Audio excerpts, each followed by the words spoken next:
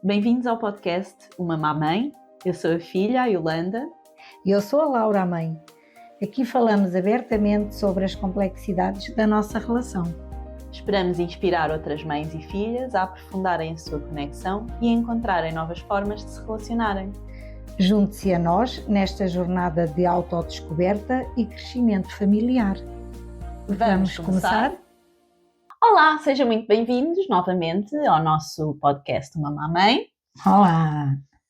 E hoje estamos aqui para falar sobre a parte da escola, que é uma parte claramente que influencia bastante as relações entre pais e filhos, não é? Porque faz muito parte do percurso dos filhos a parte escolar, é a maior parte da vida dos filhos, não é?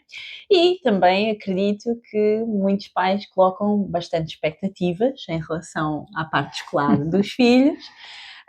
Uns mais do que outros, está tudo certo. A minha mãe é o caso extremo da expectativa e da exigência, mas já vamos discutir sobre isso, porque ela tem uma opinião diferente. E pronto, hoje vamos falar um bocadinho sobre esse percurso e talvez começar pelo início, não é? Pela primária, embora... Antes da primária tu estiveste na pré-escola, portanto...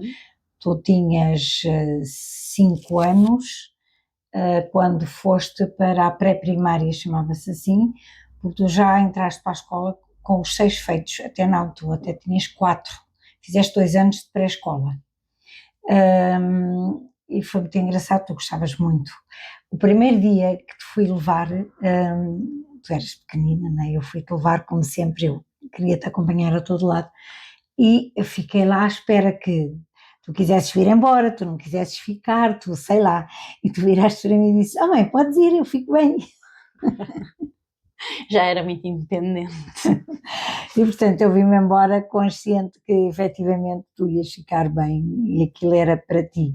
Tu sempre demonstraste muito interesse por aprender, porque quando estavas no restaurante, o teu tio, os clientes que almoçavam ao pé de ti, liam-te histórias, tu gostavas muito do livro em si, portanto tu gostavas de aprender e tu começaste a ler muito cedo, como já referimos isso.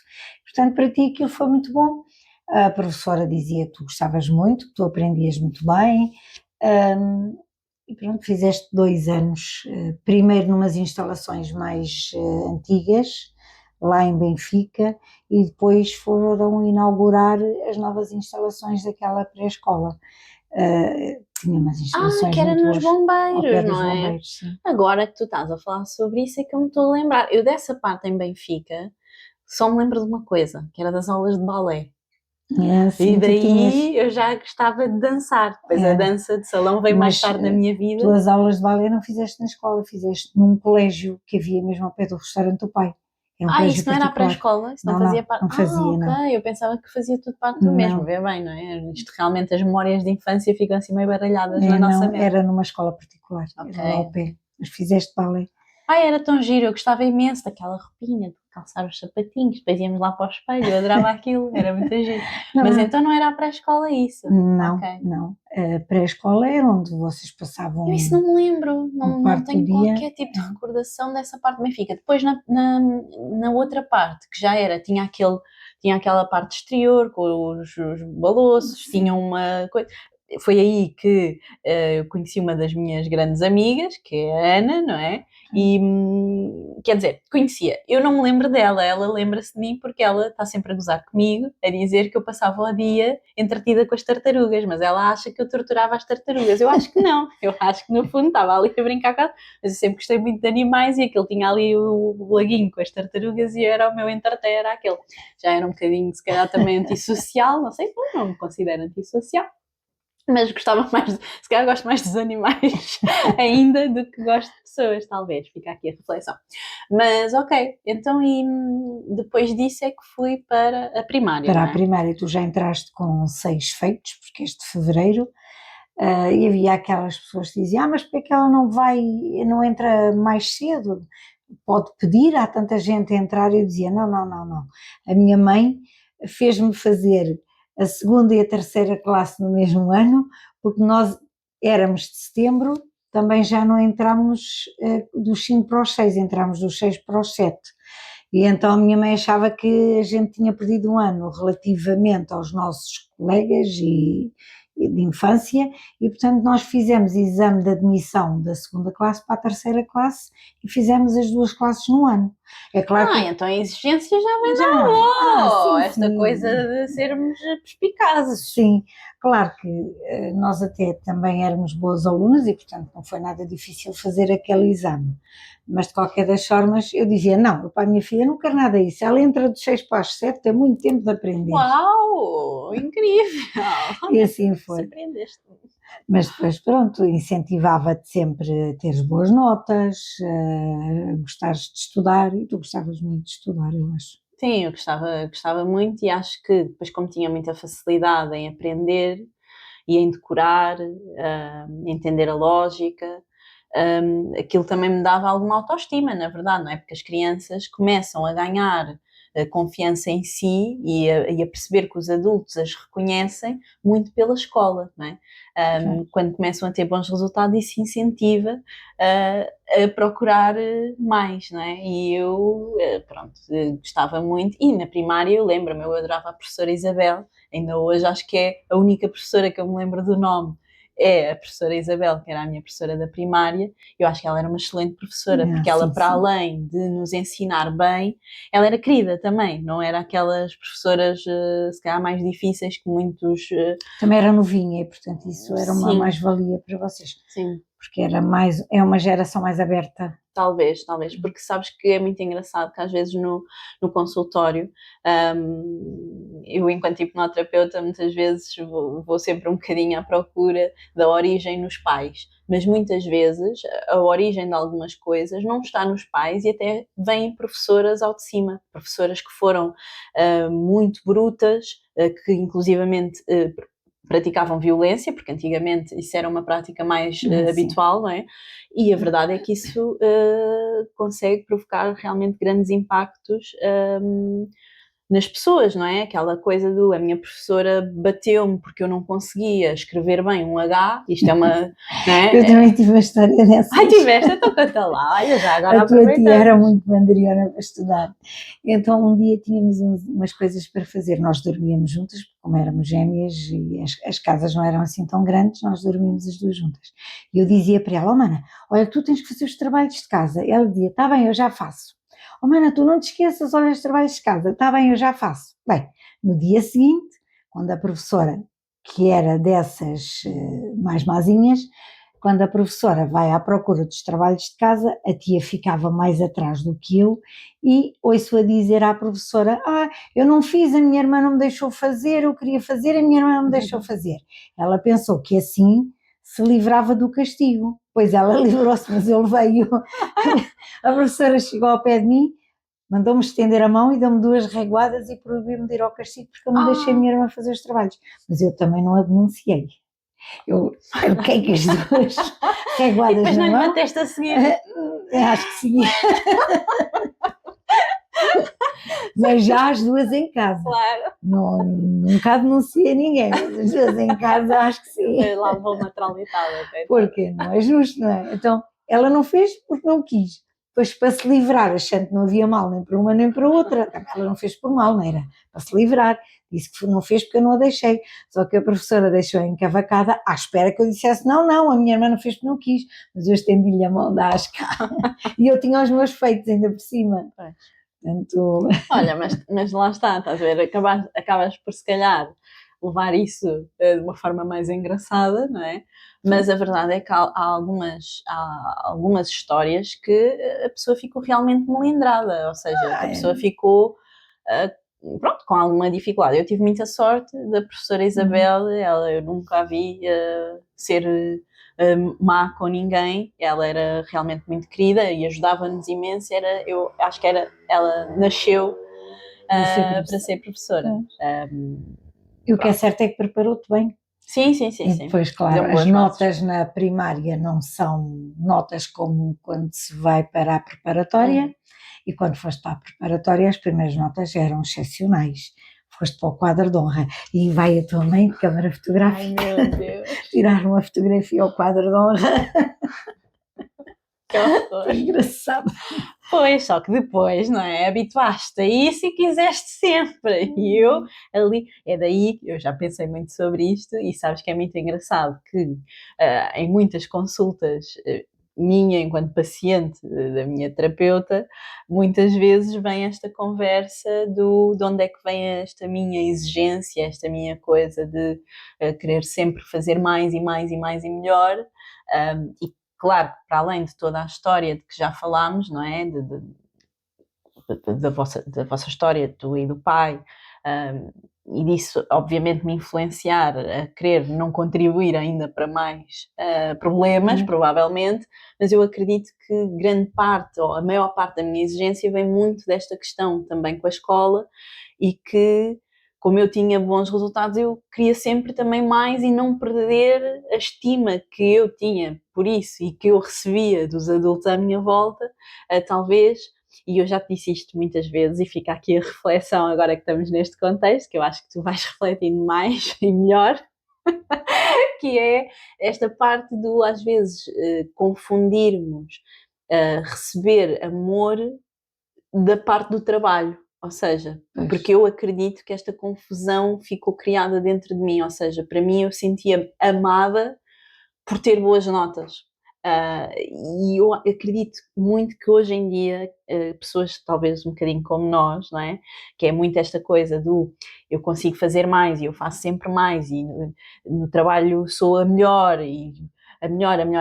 Não sei até que ponto é que por trás não está esta lacunazinha afetiva de eu recebo amor daqui. Quando na verdade isto às vezes prejudica-nos mais do que aquilo que recebemos, não é? Porque ficamos altamente desgastados, às vezes só recebemos pancadinhas nas costas e pouco mais, e portanto acabamos por andar neste loop infernal para receber uma coisa que não é propriamente aqui que se recebe. Mas fica a reflexão, eu acredito que isto está dentro de mim um bocadinho, porque já senti, às vezes até sinto isso em consultas, ou tenho que trabalhar muito isso, é uma das coisas que eu tenho trabalhado mais enquanto terapeuta, é esta distanciação, ou seja, eu não posso querer receber amor dos meus clientes, não é esse o propósito, não é?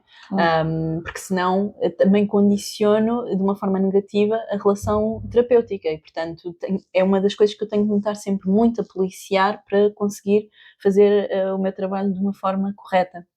E quem me tem ajudado muito, quer dizer, eu tenho estudado sobre isto, não é? E também a minha própria terapia ajuda muito a estar alerta sobre isto.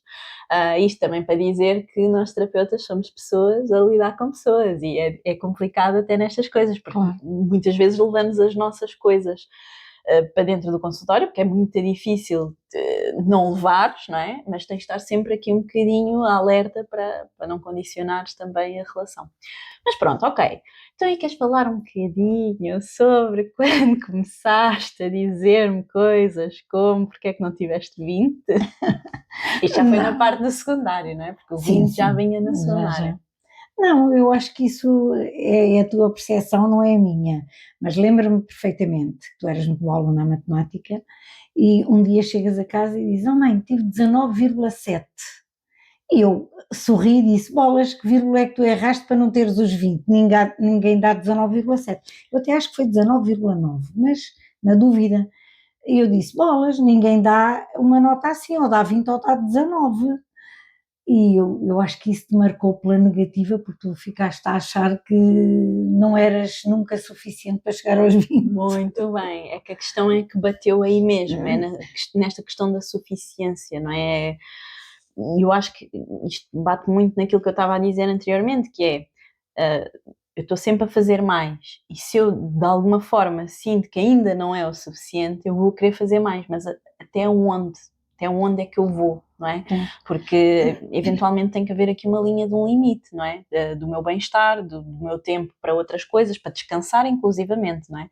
E eu acredito muito que esse comentário, e embora tu me digas que foi só uma vez, e até pode ter sido, e isso ter-me ficado como trauma, a questão é, olha, e isto também serve para comentar aqui um bocadinho como é que funcionamos nós? Quando nos acontece um trauma, não é? Aquilo que acontece é que nós vivenciamos a situação e aquilo despoleta-nos emoções. E aquela situação, aquelas emoções ficam quase como coladas àquela situação, ok? O processo terapêutico, no fundo, quando eu faço hipnose para questões de trauma, aquilo que eu tento fazer é desvincular essas emoções daquela situação. Porquê? Porque quando nós temos isto vinculado, todas as situações que me remetem simbolicamente a este episódio, eu vou sentir exatamente da mesma forma. E eu ando a sentir coisas no meu dia-a-dia que simbolicamente eu associo àquele episódio traumático e eu vou sentir as mesmas emoções, ok? E isto é chato, porque na verdade estamos a sentir coisas que se calhar não são assim tão necessárias ou não fazem assim tanto sentido de sentir, mas que são válidas porque temos esta questão aqui e estamos a engatilhar, ou seja, é um gatilho, a nova situação é um gatilho para estas emoções. Eu acredito que, provavelmente, mesmo que tenha sido só uma vez, qualquer outra situação que me remetesse para isso, da tua exigência, eu ia ouvir nesse sentido, porque é que não tiveste 20, ok? Então, este porque é que não tiveste 20 está mesmo muito presente na minha mente, estás a perceber? Não sei se isto agora te faz também perceber um bocadinho melhor o meu lado. Claro que sim. Sim. Ok, então diz-me lá uma coisa, tu também sentiste exigência com as tuas notas? Eu já vi que a avó tinha aqui teve um papel. Não, até porque a avó pediu aquilo, nem foi pela exigência da escola, foi porque não queria que nós estivéssemos atrasadas relativamente aos nossos colegas de amigos de infância. Okay. Depois eles iriam para o secundário e nós ainda ficaríamos no preparatório, portanto havia aquela coisa de vocês brincam juntos, estão juntos, porque é que se hão de separar? Foi mais por aí, não que ela tivesse muita exigência com as notas, não, ela não tinha, ela só pedia para a gente estudar, para não chumbarmos os anos, porque a vida não era fácil e portanto ela não poderia estar a aguentar que nós escolássemos em vez de estudássemos, não é? Isso ela pedia, mas de resto ela com as notas não era exigente, até porque eu, por exemplo, enquanto aluna de percurso normal, eu nunca tive grandes notas, nunca senti essa necessidade. Isso veio para mim mais tarde e nem sei porquê, nem de onde veio, mas quando fui para a faculdade, também já tinha outra idade, não é? A primeira vez que entrei na faculdade foi para fazer gestão e engravidei de ti, portanto depois abandonei. Mas eu fiz o primeiro ano todo, mesmo já estando grávida e tendo o restaurante, eu fiz o primeiro ano todo. O segundo é que eu desisti porque depois já não dava. Mas, portanto, não tive aí, ainda assim, não tive as melhores notas, mas passei. Agora, quando mais tarde, isto já aos 43 anos, fui para a faculdade para fazer a minha licenciatura, não sei se era porque estava com jovens e eu já tinha 40 anos, mas a minha exigência não era sentida, mas eu queria sempre ter boas notas e portanto eu fui a melhor aluna do meu curso mesmo com miúdos de 20 A verdade anos. É que esta exigência tem aqui um lado positivo, não é? Que é mete-nos a querer ser melhores. Claro. O que eu acho é que às vezes, e também podemos falar um bocadinho sobre isto, que eu acho que é interessante, porque muitas vezes os pais querem que os seus filhos sejam os melhores, não é? Pois. E acabam por incutir em nós esta questão também da comparação com o outro, que depois nos prejudica bastante. Quando nós nos estamos sempre a comparar com o outro, vamos eventualmente sempre perceber que há sempre alguém melhor do que nós, porque nós não vamos ser melhores do que os outros todos em tudo, Em não é? toda a vida. E toda a vida, portanto, e eu sinto que tu também tinhas aqui um bocadinho esta coisa de queres que eu fosse a melhor da turma. Sim, eu gostava. Tens de confessar um bocadinho essa parte. Sim, claro que sim. Até porque ir para o quadro de honra da escola é uma coisa que é engraçada, não é? Portanto, tu estavas sempre lá no topo do quadrinho e isso era muito engraçado. Eu chegava lá à escola e queria sempre tirar fotografia, depois às vezes o quadro estava num ponto que tínhamos alguma dificuldade em chegar lá e eu pedia sempre uma cadeira para chegar lá e tirar fotografia. Sabes que muitas vezes uma das partes minhas revoltada contra esta parte, muitas vezes a parte revoltada vinha, tipo, quase dizer assim, parece que a minha mãe é quase como se o meu mérito fosse o dela, quase como se tu quisesses o meu mérito para tu teres mérito por seres minha mãe e não pelo meu mérito em si. Muitas vezes eu senti isto, até às vezes na dança e tudo, quase como se o momento não fosse meu, fosse mais teu do que meu.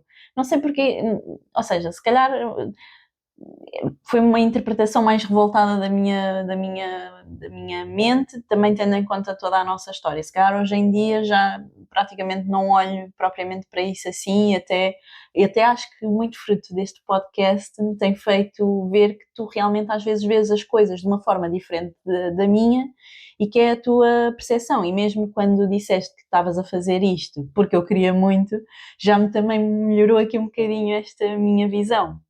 Embora eu também acho que fazeres o podcast também pode ser uma boa visibilidade para ti e as pessoas estão a gostar de ti.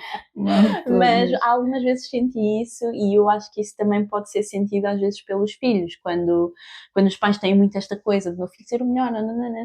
Às vezes pode dar a sensação aos filhos que parece que é quase que o pai quer viver a vida do filho, não é? Quer ter o mérito pelo filho. E talvez os pais também poderem pensar um bocadinho sobre isto e se podem estar a fazer sentir os filhos isto, talvez nem seja o que eles querem fazer sentir os filhos e poderem-lhes explicar isso também é interessante, não é? Claro que sim.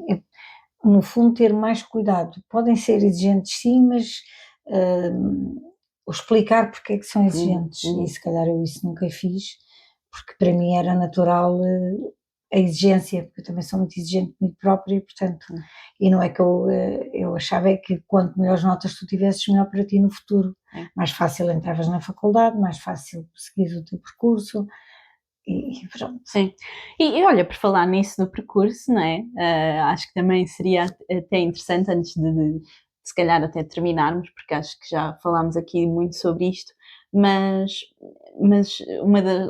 mais um pequeno micro traumazinho que eu tenho, não é? Tu vais justificar à tua forma, que é a parte do eu ter eventualmente querido seguir logo a psicologia depois do 12º ano.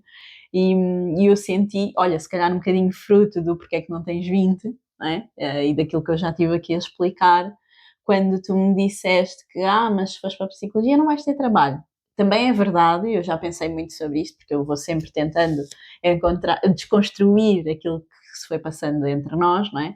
E uma das desconstruções que eu já fiz sobre isto é que, na verdade, na altura em que eu estava a terminar o 12º ano, a saúde mental não estava da forma como está hoje em dia, não é? Claro. Não estava de todo. Acho que o Covid transformou bastante a questão da saúde mental e mesmo assim, no nosso país, ainda sinto que é uma área que muitas vezes é relativizada e parece que não importa nada e ainda é muito tabu de é para malucos. Ainda há muito disto aqui em Portugal, não é? Mas ainda assim o Covid eu acho que melhorou bastante a percepção das pessoas em relação à saúde mental. Mas ou seja, o meu 12º ano foi bem antes do Covid, não é?